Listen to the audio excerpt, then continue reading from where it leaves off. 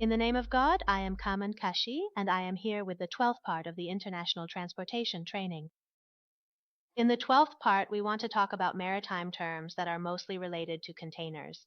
To keep our discussion from getting too long, I have divided it into two parts, A and B. Join me for part A.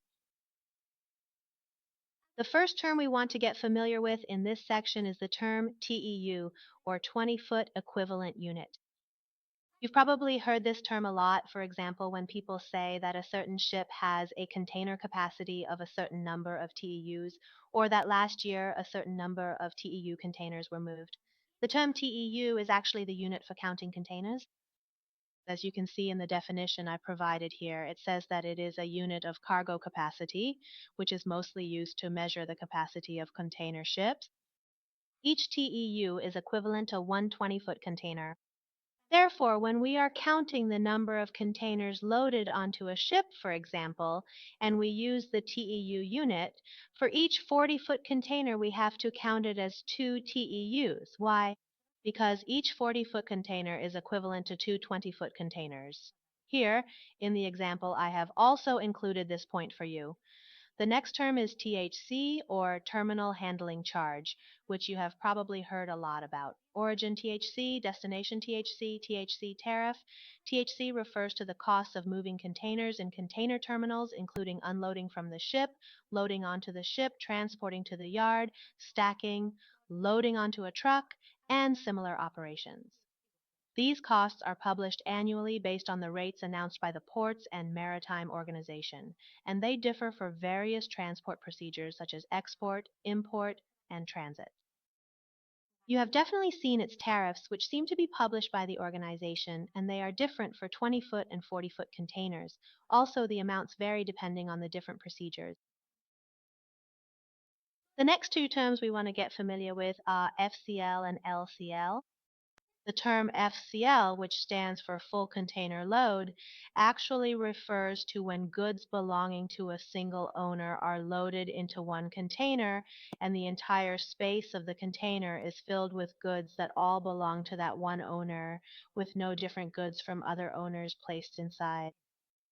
However, in the case of the term LCL, or less than a container load, a container is loaded with various goods belonging to different shippers and owners.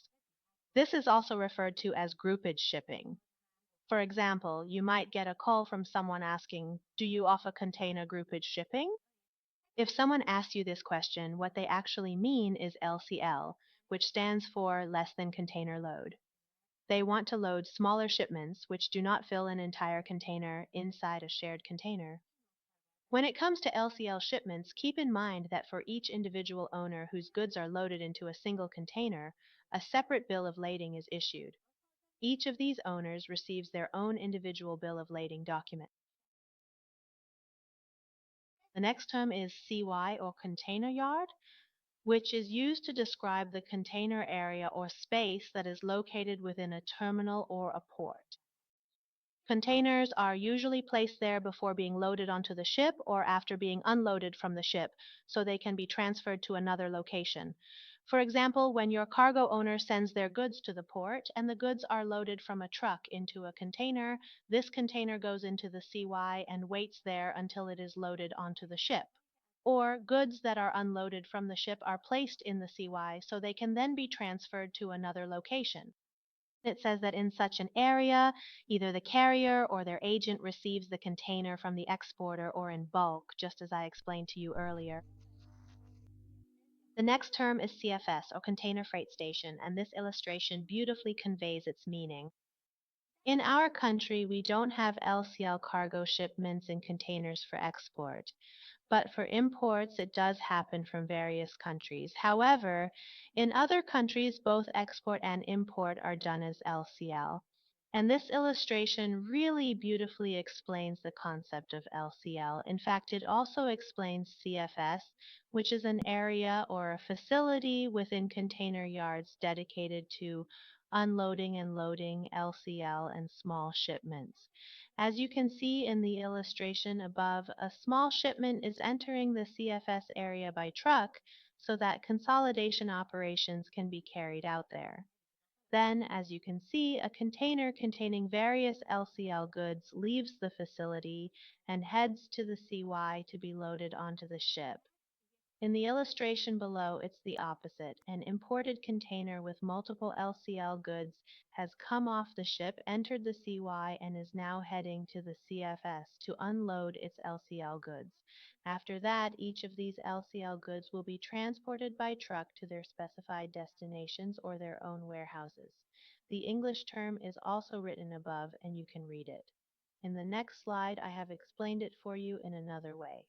As you can see in this definition, a container freight station, or CFS, refers to stations or container facilities dedicated to the unloading and loading of small shipments. In this facility, export LCL shipments and consolidated cargo are delivered for loading into containers, and then the consolidation process is carried out. A container is filled and sent to be loaded onto the ship, or an imported full container, which actually contains LCL containers, arrives at the CFS yard, its goods are separated, and then delivered to their owners.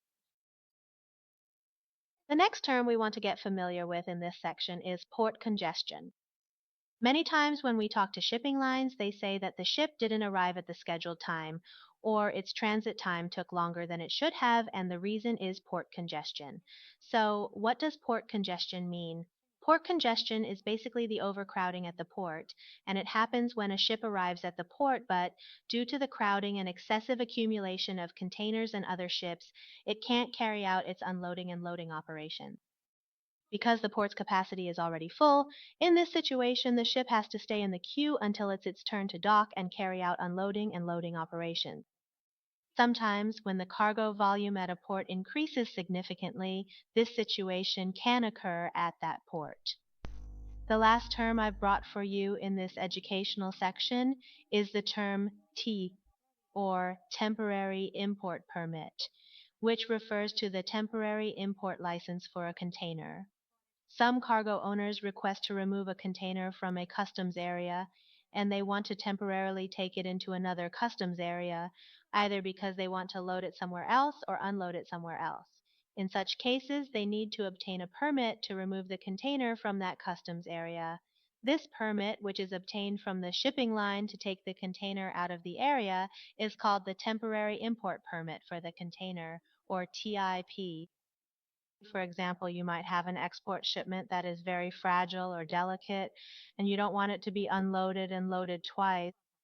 You need your container inside the factory, so you tell the shipping company handling your cargo, please send the container from Bandar Abbas directly to my factory.